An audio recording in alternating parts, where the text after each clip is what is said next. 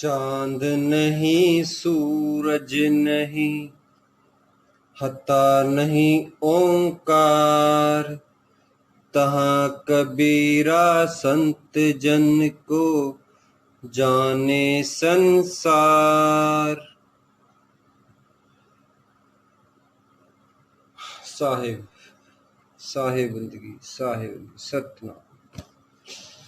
यहाँ पर साहिब हमें समझा रहे हैं, बता रहे हैं कि जब चांद और सूर्य और ओंकार ये भी नहीं थे तब भी सतपुरुष था, और सभी उस सतपुरुष में समाये हुए हैं,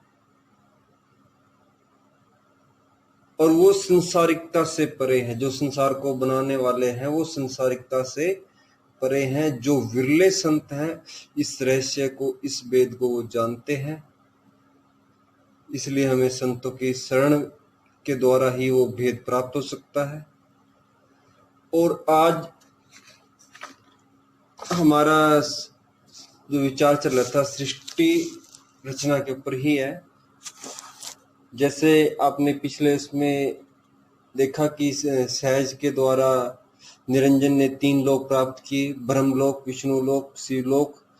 वो तो उन्होंने दे दिए उनको अगले, जो आगे आपको पता चलेगा कि ये लोक उन्होंने क्यों दिए। और देखो, लोक, तीनों लोकों के स्वामी वही हैं, काल निरंजन है, स्वयं काल निरंजन, और मानसरोवर दीप भी दे दिया। अब काल निरंजन के मन में क्या भावना उठती है कि क्यों ना मैं ही इस संसार का राजा बन जाऊं और अपने पिता को गुप्त रख दूं। इसलिए काल निरंजन के मन में ये भावना जगी, और वो छल कपटी भावना थी। लेकिन जो मालिक हैं, वो सतपुरुष हैं, वो सब जानते थे कि इसके मन में क्या चल रहा है।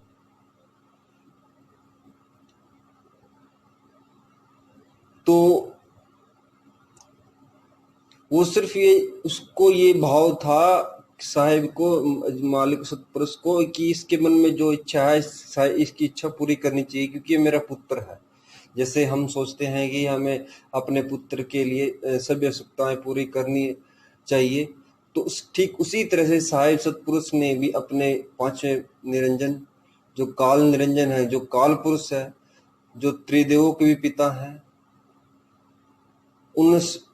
उनको सब कुछ दिया। और वो सब कुछ दिया सहज पुत्र के द्वारा। सहज पुत्र थे अपने छठे पुत्र,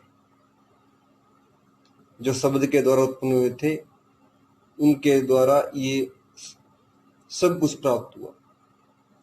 3 लोग भी उन्होंने मिल गए, और मानसरोवर द्वीप भी काल निरंजन ने ले लिया। और अब क्या होता है कि काल निरंजन के मन में भावना जगती है कि मैंने 3 लोग भी प्राप्त कर लिए और मानसरोवर द्वीप भी प्राप्त कर लिया, यह मेरे लिए काफी नहीं है। क्यों न मैं सृष्टि का बनाने वाला खुद बन जाऊं और अपने सतपुरुष का भेद किसी को ना दूं। कहते हैं ना, किसी के मन में भावना जगती है कि भाई इसको गद्दी से हटा के और मैं इस गद्दी का राजा बन जाऊं और खुद को उस साम्राज्य को संभालने लग जाऊं। ठीक उसी तरह से काल निरंजन के मन में भावना जगी कि मैं अब इस सृष्टि का कर्ता बनता हूं। इसके लिए मुझे सृष्टि को बनाने का साजो सामान भी चाहिए। तो उन्होंने सहज पुत्र से, जो मालिक के छठे पुत्र थे, उनसे प्रार्थना की। और प्रार्थना ऐसे भाव से की कि जैसे छल कपटी इंसान करता है कि हे बड़े भाई, हे तात, आप बड़े हो, आप सर्वशक्तिमान हो, आप मुझे छोटे भाई के पर कृपा करके मेरे को ये चीज प्रदान कर दो, और ताकि मैं सृष्टि का निर्माण कर सकूं। लेकिन जो उनके मन में जो भावना थी खुद को महान बनाने की थी कि मैं इस सृष्टि का कर्ता बनूं और मुझे कोई पहचान ना सके, और जो पूरे जो आदि जो सृष्टि का मूल है वो मेरे से स्टार्ट हो, यानी मैं ही सृष्टि का कर्ता बन जाऊं और सतपुरुष के भेद को बिल्कुल मिटा दूं, बिल्कुल छुपा दूं। और आगे आगे आपने पता चलेगा कि 4 वेद किसने उत्पन्न किए थे। 5वां वेद जो ब्रह्मा जी को प्राप्त हुआ था वो कैसे लुप्त हो गया था। 5वां वेद साहिब ने धर्मदास साहिब के द्वारा इस संसार में आके बताया और असली वेद के बारे में संसार को बताया कि असली वेद क्या है। ये बिल्कुल सत्य पर आधारित बातें हैं, लेकिन हमें इसको स्वीकार करने में समय लग सकता है, लेकिन झूठ बिल्कुल भी नहीं है।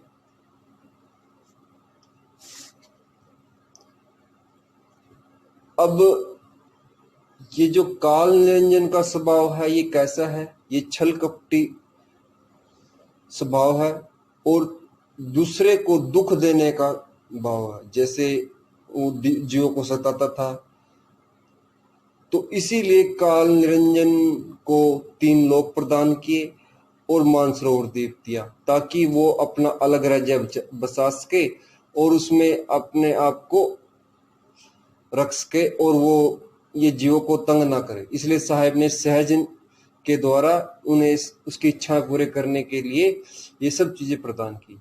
लेकिन अगली जो साहिब के ने जो विचार सुना सहज का कि साहिब वो मेरे से बार बार प्रार्थना कर रहा है कि मुझे सृष्टि का साजो सामान भी चाहिए ताकि मैं सृष्टि का निर्माण कर सकूं, और उसने बड़े विनम्रता के साथ मेरे सामने ये अरदास की है। हम कहते हैं ना कोई साहिब तो साहिब है, दयावान है, दयावान सत्पुरुष है, वो तो बातों से पिघल जाते थे, भाव से देखकर हो जाते थे। लेकिन साहिब को ये नहीं पता था कि वो उसकी इच्छा आगे क्या होगी।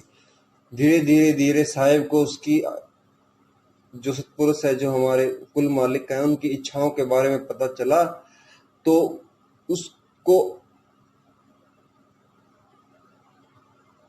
एक अभिशाप कह सकते हैं, एक श्राप दिया। वो आगे आपको पता चलेगा कि वो श्राप क्या है। इसी के प्रभाव के कारण जीव दुखी हो रहे हैं, जन्म मरण के चक्कर में आ रहे हैं। वो बातें आपको आगे आगे पता चलेगी कि वो क्या श्राप था, क्या अभिशाप दिया था काल निरंजन को, और किस कैसे दिया, क्यों दिया था। पहले तो हम ये चर्चा कर लेते हैं कि साहिब के जो प्रस्ताव लेके जो काल निरंजन का जो प्रस्ताव लेकर सहज के द्वारा सतपुरुष के सामने रखा गया और बोला गया कि वो सृष्टि का निर्माण करना चाहता है और उसे सृष्टि का साजो सामान चाहिए।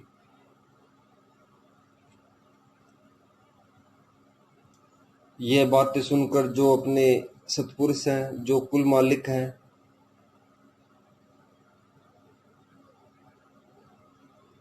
उनकी इच्छा को देखकर, उनके 70 युग तपस्या को देखकर उनका मन पहले ही प्रभावित हो चुका था कि काल निरंजन ने इतनी भक्ति की है कि इनसी भक्ति कोई नहीं कर सकता।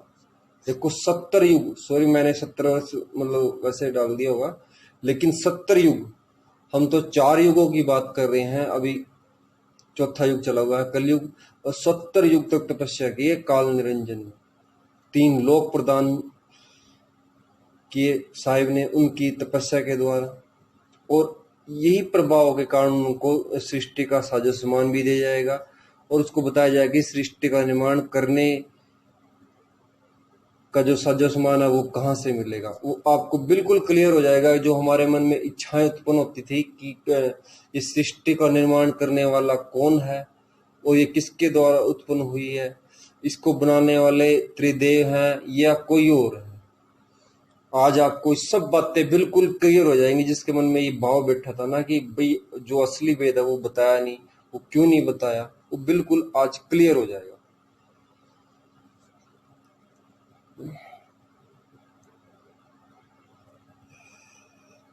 जो भी बातें काल निरंजन ने सहज को बताई, सहज ने सारी बातें सतपुरुष के सामने अरदास के द्वारा प्रकट की और निरंजन की जो सेवा तपस्या को देखकर मालिक सतपुरुष संतुष्ट थे और उन्होंने अपनी इच्छा के अनुसार पहले ही उनको 3 लोक भी दे दिए और शून्य देश भी दे दिया, मानसरोवर द्वीप भी दे दिया। अब उनको बताया, अगले जो उनकी पेशकश रहती है कि आप उनको सृष्टि का सामान, जो सृष्टि का साजो सामान सामग्री है, उनको भी बताएं।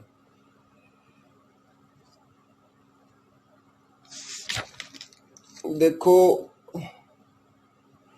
ये जो हमारे मन में आजकल विचार फैले हुए हैं, ये काल निरंजन के हैं, काल पुरुष के हैं। इस पूरी सृष्टि पर ये मृत्यु लोक है, ये जो पृथ्वी लोक है, काल निरंजन का पैसारा है। सभी पर माया का प्रभाव है, माया काल निरंजन का प्रभाव है। इसी कारण लोग धर्म अधर्म में फंसे रहते हैं। किसी जीव के अंदर दया होती है, किसी के अंदर अत्याचार की भावना होती है। वो मैंने पहले क्लियर कर रखा है कि जीव अलग अलग योनियों से आते हैं। मैंने स्थावर जो 4 तरह की योनियों के बारे में बताया था, 4 तरह की जो योनियों के बारे में बताया था, वो 84 लाख योनियों का विस्तार कैसे, वो पहले मैंने क्लियर कर रखा है।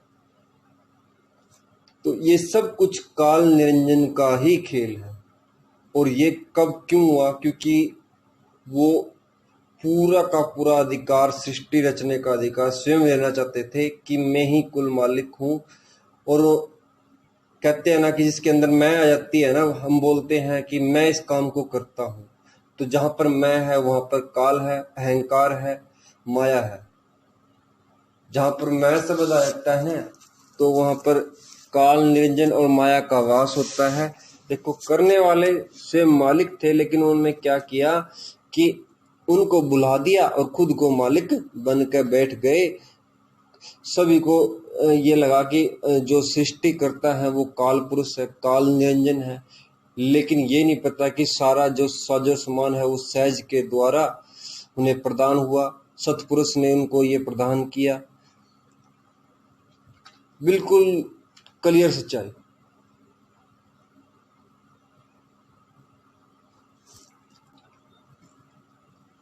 अब उनको सृष्टि रचने का जो मन में विचार आया कि मैं नौखंड की रचना करूं और जो सृष्टि रचने का जो साजो सामान है उसको मैं प्राप्त करूं, तो उन्होंने सारी की सारी जो व्यथा है साहिब सतपुरुष के सामने रखी। और सतपुरुष ने सहज से कहा कि तुम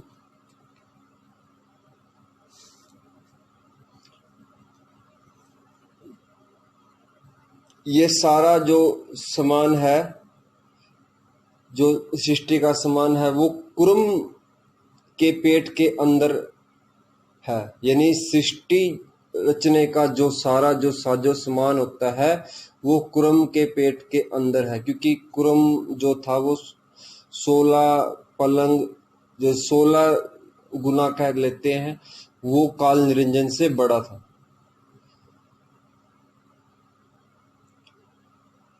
और निरंजन को बोले कि वो कुर्म के पास जाकर विनती करे, प्रार्थना करे, वो हमारी आज्ञा से आपको सृष्टि का साजो सामान दे देंगे। और लेकिन जैसे हमने बोला था कि निरंजन का स्वभाव कपटी है, अहंकारी है। उन्होंने कहा अपने जो भाई है कुर्म, जो दूसरे पुत्र थे साहिब के, शब्द द्वारा उत्पन्न हुए थे, उनके सामने एक छलता पूर्वक और एक अहंकार पूर्वक शब्दों में बोला कि मुझे सृष्टि रचनी है और मुझे इसको साजो सामान दे दे। वो उनके बारे में जो विधि है वो बताएं। लेकिन जो कुर्म थे उन्होंने उनके भाव को देखा कि ये पहले ही सृष्टि रचने की बात कर रहा है, इसके अंदर इतना अहंकार है, अगर इसको सृष्टि रचने का अधिकार दे दिया तो ये पता नहीं क्या करेगा। कहते हैं ना, किसी को अगर कोई राजा बन जाए और राजा उसको अधिकार ही नहीं है, उसको ज्ञान ही नहीं है, वो अपने प्रजा को कैसे संभाल सकता है, वो दुखी देगा प्रजा को। तो ठीक उसी तरह से कुरम के अंदर विचार आया कि इसको साजो सामान देने का कोई फायदा नहीं है। अगर इसको सृष्टि रचने का जो सामग्री है, उसके बाद जो मेरे पास साहिब ने दे रखी है, अगर इसको बता दी तो ये खुद ही अधिकार जमा लेगा और इस सृष्टिकर्ता का अधिकार इसके स्वयं बन जाएगा। और यही बात उसके मन में पहले थी कि मैं ही सृष्टिकर्ता का अधिकार बनूं, मैं ही सृष्टि को रचने वाला बनूं।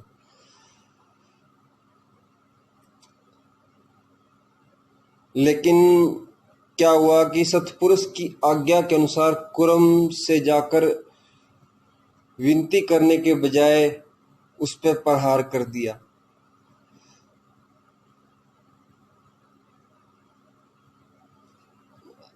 देखो प्रहार भी कहाँ पे किया। कहते हैं ना, अगर किसी चीज को कोई प्यार से ना दे तो काल निरंजन का स्वभाव है कि वो उसको छीना छपटी से या कपटी भाव से या अपने जोर जो होता है बल आजमाइश के द्वारा प्राप्त करने की, वो जैसे कोई चीज हमें प्राप्त नहीं होता, वो क्या करते थे कि जोर आजमाइश करते थे, बल प्रयोग द्वारा उसे प्राप्त कर लेते थे। ठीक उसी तरह से उन्होंने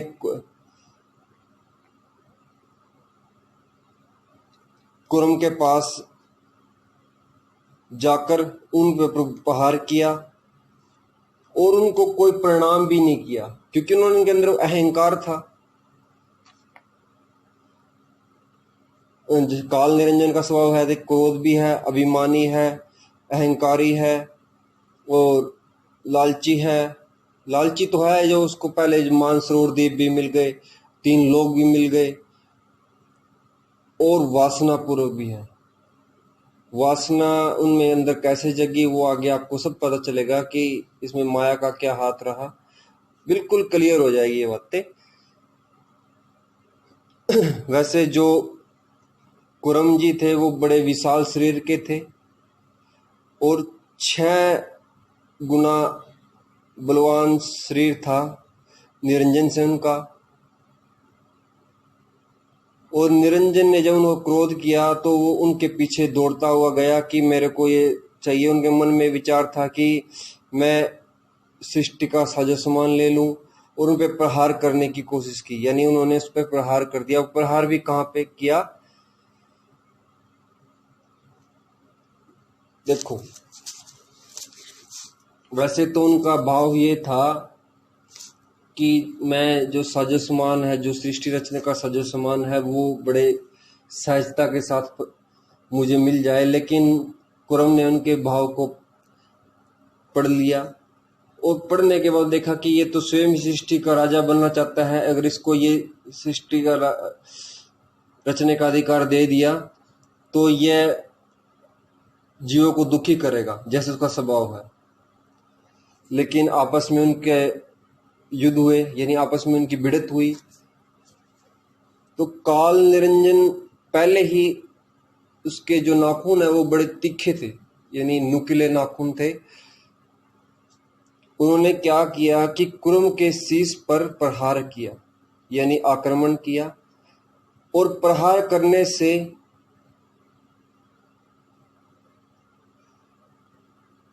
कुरम के जो पेट है उसमें से पवन निकली। अब आप बिल्कुल आश्चर्यचकित रह जाओगे कि सृष्टि का जो साजो सामान है किसी देवों के पास नहीं था, वो सिर्फ साहिब के पुत्रों के पास था। और उनके जो शीश पर जो प्रहार हुआ उससे 3 गुण निकले, सतगुण, रजगुण, तम गुण, और जिनसे ब्रह्मा जी, विष्णु जी और शिव जी की उत्पत्ति हुई।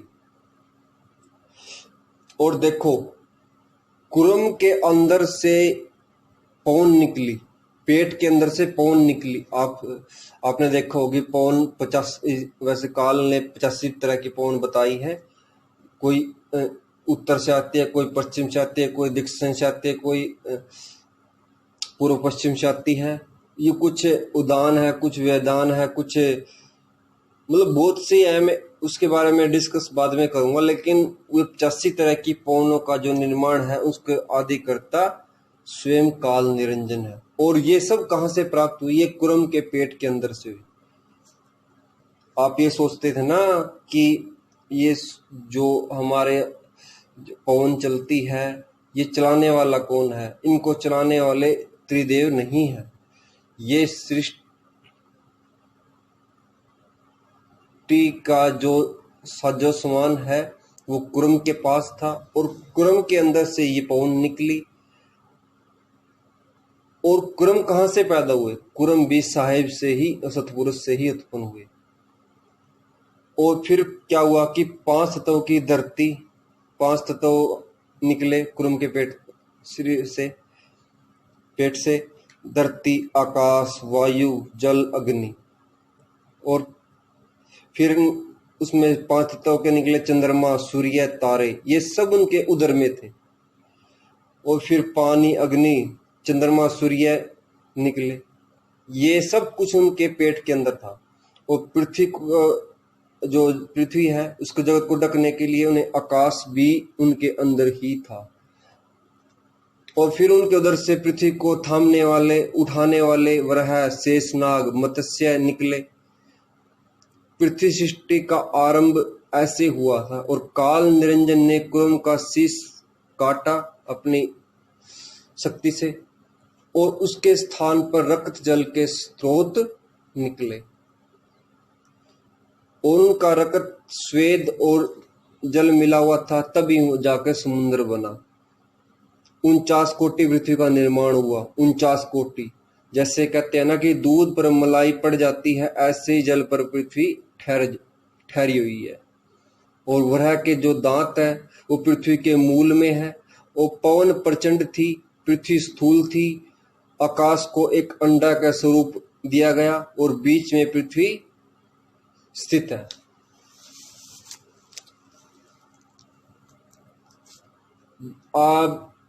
आपकी अब आंखें फटी की फटी रह जाएंगी आपको इस बात को सुनने के बाद। कुरम के पेट के अंदर क्या क्या चीज थी, यानी कुरम के अंदर साहिब ने को क्या क्या सृष्टि रचने का जो साजो सामान है पहले दे रखा था। क्योंकि जब सहज ने प्रार्थना की कि काल निरंजन सृष्टि का समान साजो सामान मांग रहा है, सामग्री मांग रहा है, तब सतपुरुष ने सहज को बोला कि ये सब कुरम के पास है। और कुरम के पास जब काल निरंजन गया, उसके आपस में युद्ध हुआ, भिड़ंत हुई, उसने उसका शीश काटा, शीश का उसको उसके पेट को फाड़ा। पेट को फाड़ने के बाद उसमें से कहते हैं ना, पृथ्वी भी उनके पेट के अंदर थी, आकाश भी उनके अंदर था, और ये तारे हैं, तारोगण का समूह भी उनके अंदर था, सूर्य भी अंदर का था, चंद्रमा भी उनके अंदर था। और 49 कोटि पृथ्वी का निर्माण भी कुरम के द्वारा हुआ। पृथ्वी भी जो है वो भी कुरम के द्वारा उत्पन्न हुई। 5 तत्व, पृथ्वी, जल, आकाश, अग्नि, वायु, ये सभी 5 तत्व हुए। 3 गुण, सदगुण, रजगुण, तम गुण, जिससे ब्रह्म विष्णु शिव की उत्पत्ति हुई। और जो पवन है वो भी कुरम के अंदर से निकला। यानी पूरा का पूरा सृष्टि रचने का जो साजो सामान है वो यहाँ से स्टार्टिंग है। हम ये सोचते हैं कि भाई इनको बनाने वाले आदि शिव हैं, ये हो सकता है हमें गलत पाठ पढ़ाया जा रहा था। क्योंकि ये सब जो हमारे मन में विचार उठे, हमारे अंदर भी विचार उठे, क्योंकि हमें पहले ही हमारे जो संस्कार हैं, जो हमारे जो पूर्वज हैं, उन्होंने यही बताया था कि हमें कि भाई ऐसे ऐसे था, ये थे हमारे देव देवता ही संसार के असली संचालक हैं।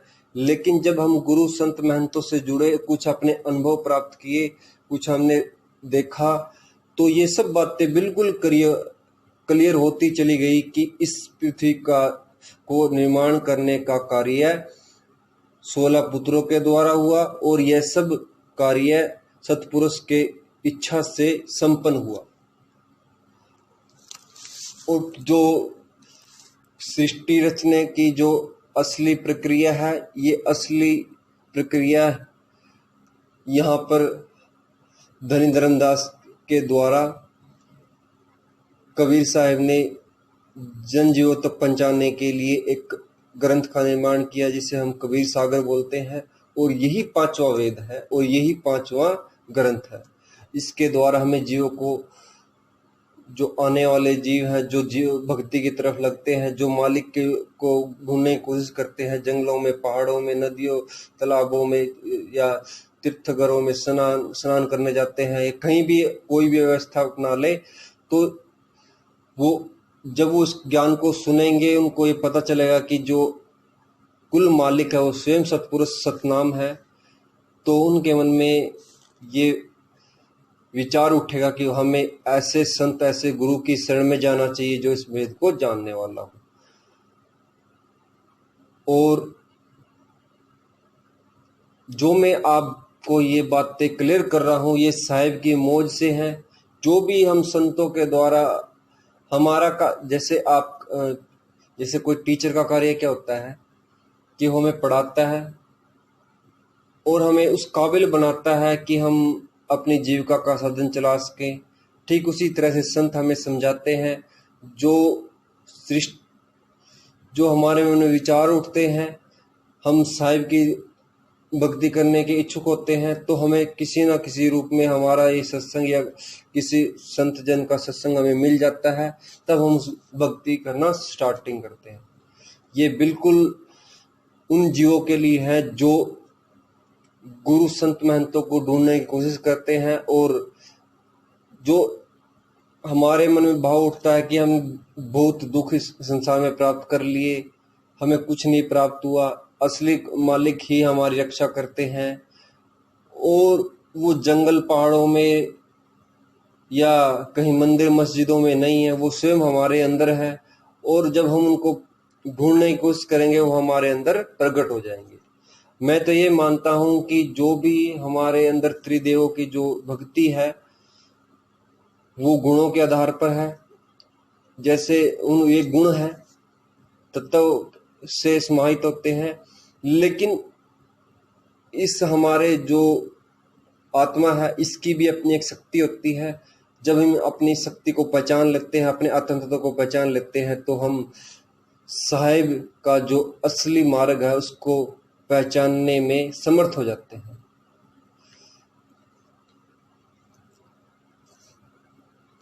और हमारे मन में जो विचार उठे थे, हमारे मन में विचार बने थे कि हम भक्ति किसकी करनी चाहिए, हमें सतपुरुष सतनाम उस परम पिता परमेश्वर की भक्ति करनी चाहिए, चाहे हम आधार किसी चीज का बना लें। ये सत्य है।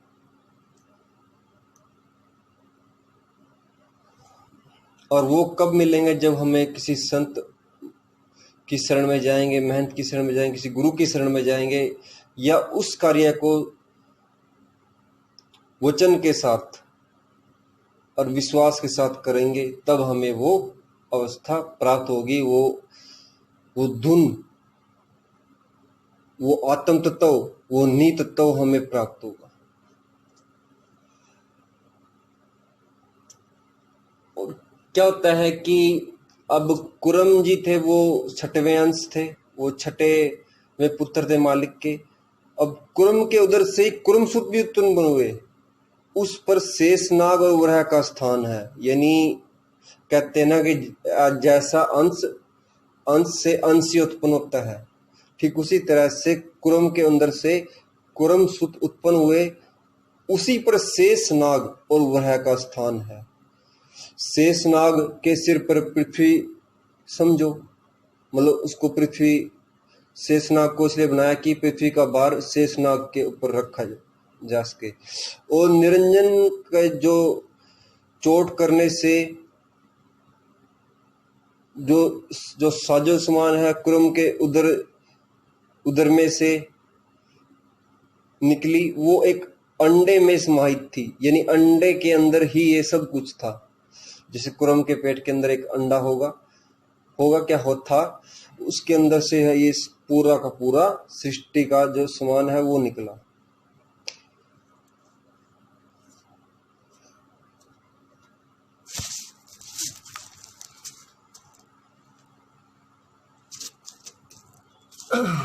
और क्या होता है कि वैसे तो कुरम जी सत्यलोक के बीच में ही रहते हैं, यानी वो सत्यलोक के बीच में रहते हैं और निरंजन के आघात से पीड़ित है। पीड़ित कैसे हैं कि उन्होंने उन पर प्रहार किया, चोट की, तो लेकिन उन्होंने स्वयं सतपुरुष को पुकारा कि ये काल निरंजन बड़ा अन्यायी है, इसके अंदर अहंकार की भावना है और ये घमंडी है, ये जीवों को दुखी करता है। लेकिन क्या हुआ,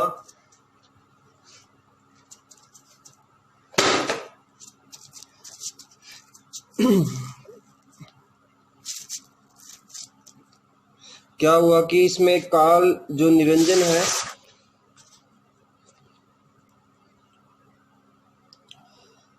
बड़ा ही निर्गुण और कपटी भाव दर्शाया गया यहाँ पर काल निरंजन का, क्योंकि सहज ने भी इसको समझाया, कुरम ने भी समझाया, लेकिन वो बड़ा कपटी भाव का था और अपनी जो कला कौशल के द्वारा संघर्ष करते हुए बल के प्रयोग से मेरे पेट को फाड़ डाला।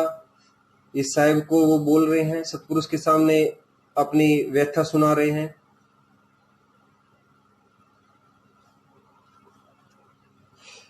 तो जैसे कहते हैं ना कि पिता क्या करता है कि जब कोई बड़ा भाई होता है,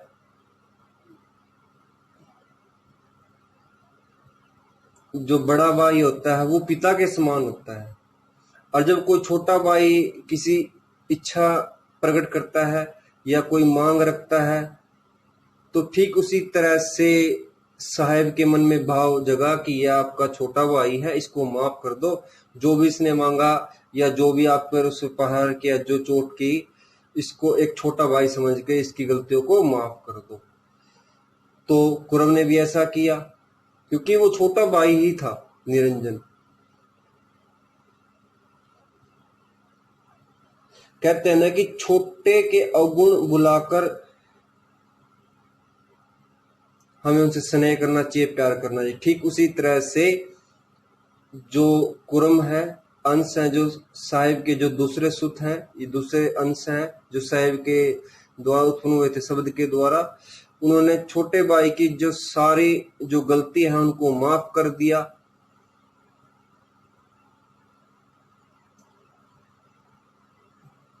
इससे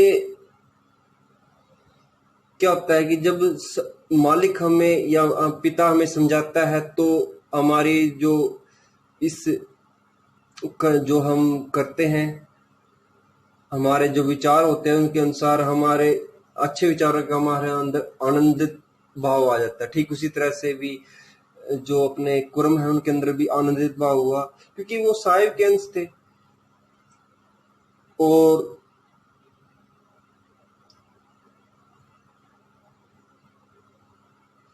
उन्होंने काल निरंजन की ये जो भूल है उसको माफ कर दिया। और फिर जो कुरम है वो साहिब का ध्यान करने लगे। काल निरंजन ने भी सेवा की, फिर तपस्या की। आगे काल निरंजन ने, जो काल निरंजन क्या है, जो भी सेवा तपस्या करता था वो सिर्फ स्वार्थ के कारण करता था कि मेरे को, पहले उन्होंने तपस्या की कि मेरे को 3 लोक प्रदान हो जाए, फिर मानसरोवर द्वीप मिल जाए, फिर साजो सृष्टि मिल जाए। ठीक उसी तरह से हमारे आज के विचार बने हुए हैं कि हमें कोई ना कोई वस्तु, कोई ना कोई जगह मिल जाए, और ये सब काल पुरुष के गुण हैं।